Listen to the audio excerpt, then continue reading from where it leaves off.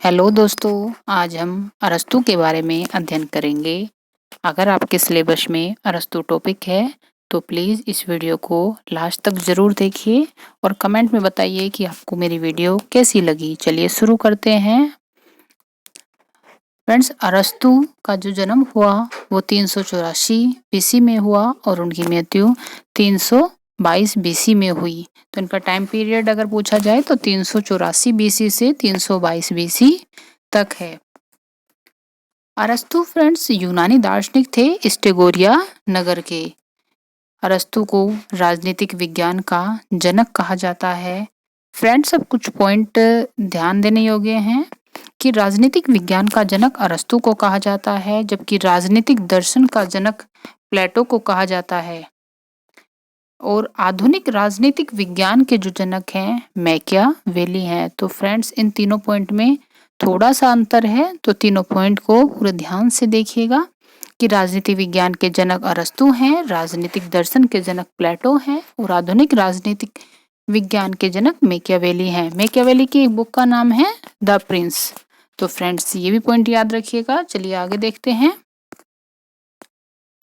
अरस्तु ने राजनीतिक विज्ञान को राजनीतिक दर्शन से अलग किया। तो किसने राजनीतिक विज्ञान को राजनीतिक दर्शन से अलग किया? अरस्तु ने।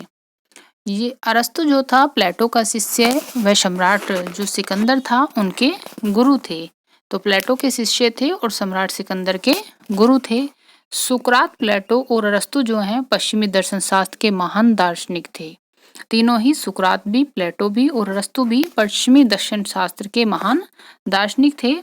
अरस्तु पर सुकरात व प्लेटो का सबसे ज्यादा प्रभाव पड़ा। इनका जो प्रसिद्ध ग्रंथ है पॉलिटिक्स है, यह 8 भागों में विभाजित है। 158 संविधानों का अध्ययन करने के बाद तब इन्होंने पॉलिटिक्स लिखी। तो पॉलिटिक्स किसकी रचना है? अरस्तु की है। 8 भागों में विभाजित है और उन्होंने 158 संविधानों का अध्ययन किया, उसके बाद पॉलिटिक्स लिखी। इनकी जो पद्धति है वो वैज्ञानिक है। अरस्तु ने राजनीति को राजनीतिक विज्ञान कहा। तो फ्रेंड्स, याद रखेंगे कि राजनीति को राजनीतिक विज्ञान किसने कहा? अरस्तु ने। प्लेटो अरस्तु को जो है अकेदमी का मस्तिष्क कहते थे। वह प्लेटो की जो अकेदमी थी वहां पर 20 वर्ष तक अकेदमी में रहे थे और प्लेटो ने अरस्तु को क्या कहा कि वह अकेदमी का मस्तिष्क है। डाइनिंग व फास्टर के अनुसार अरस्तु के दर्शन पर प्लेटो का अत्यधिक प्रभाव था। फास्टर ने कहा कि अरस्तु प्लेटो के शिष्यों में महान था। अरस्तु ने राजनीतिक विज्ञान को सर्वोच्च विज्ञान कहा। सर्वोच्च विज्ञान किसे कहता है अरस्तु? राजनीतिक विज्ञान को। अरस्तु के कुछ पॉइंट है। मनुष्य एक सामाजिक प्राणी है, यह किसने कहा? अरस्तु ने कहा।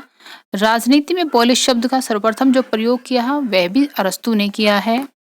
अरस्तु ने राज्य की परिभाषा दी है। फ्रेंड्स, बहुत ज्यादा इंपॉर्टेंट परिभाषा है, कई बार पूछी गई है। राज्य परिवार एवं ग्रामों का ऐसा समुदाय है जिसका लक्ष्य पूर्ण एवं आत्मनिर्भर जीवन की प्राप्ति है। अरस्तु राज्य को आवश्यकता का परिणाम मानते हैं। तो फ्रेंड्स, अरस्तु ने राज्य को क्या माना? आवश्यकता का परिणाम। अरस्तु ने राज्य को नैसर्गिक संस्था माना है। नैसर्गिक का अर्थ होता है फ्रेंड्स जो नेचुरल होता है, मतलब प्राकृतिक। तो राज्य को क्या मानते हैं? प्राकृतिक संस्था मानते हैं।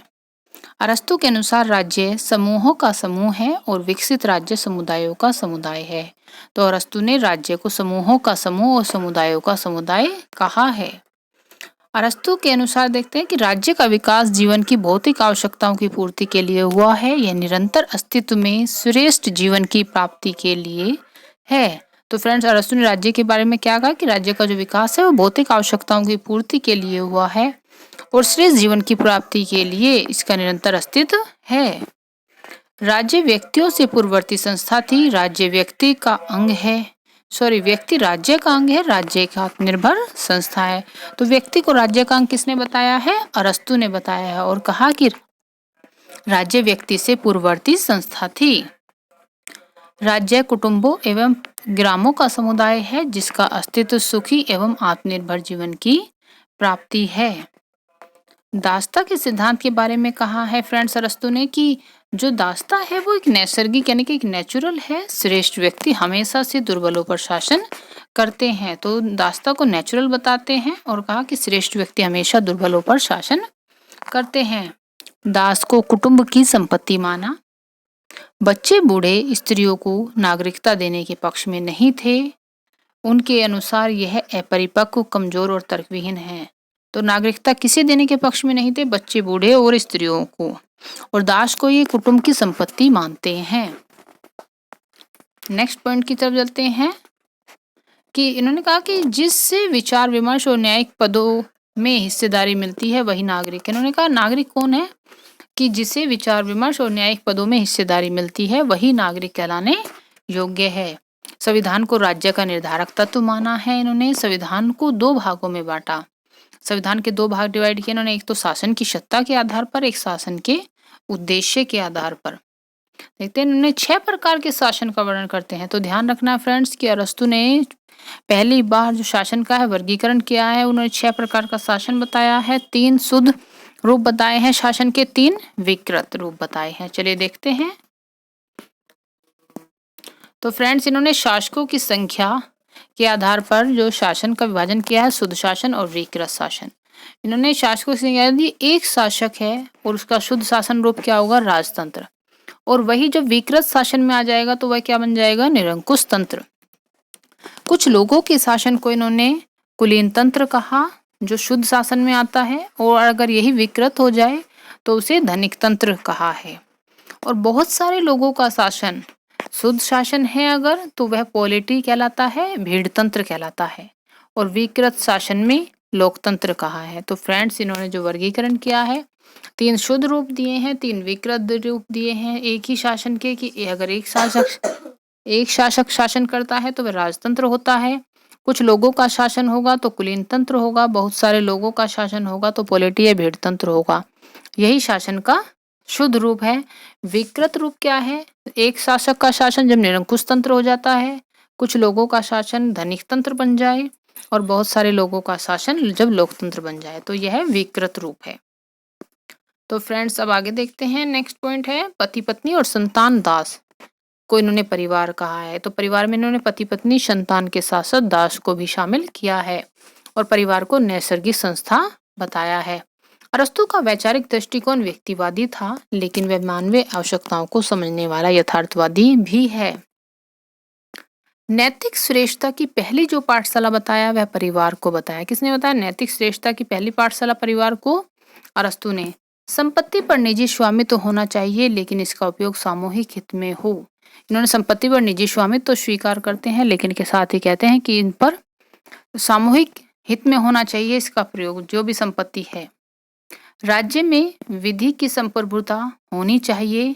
यह बात कहते हैं कि विधि की संप्रभुता, विधि क्या होता है? कानून, लॉ की संप्रभुता को स्वीकार करते हैं। कानून को वासना से प्रभावित विवेक कहा है। तो किसने कहा है वासना से प्रभावित विवेक? अरस्तु ने कहा है। कानून संविधान के अनुकूल होना चाहिए। यह विधि के शासन के समर्थक हैं।